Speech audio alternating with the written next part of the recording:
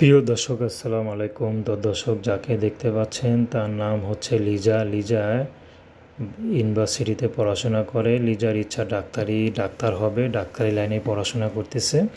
কিন্তু হঠাৎ করে লিজার বাবাটা মারা যায়, তো এখন তার পড়াশোনাটা চালিয়ে যে নিবে সেই অবস্থা নেই। তো এই জন্য লিজা এখন ইউটিউবে দাঁড়িয়েছে, যদি তার স্বপ্নটাকে পূরণ করে দেয়, সে যেমনই হোক না কেন। যদি লিজাকে বিয়েও করতে চায়, লিজা এই মুহূর্তে বিয়ে করতে রাজি আছে। লিজার একটি কথা, তার স্বপ্ন পূরণের জন্য যে কোনো প্রবাসের পুরুষকে বিয়ে করতে চায়।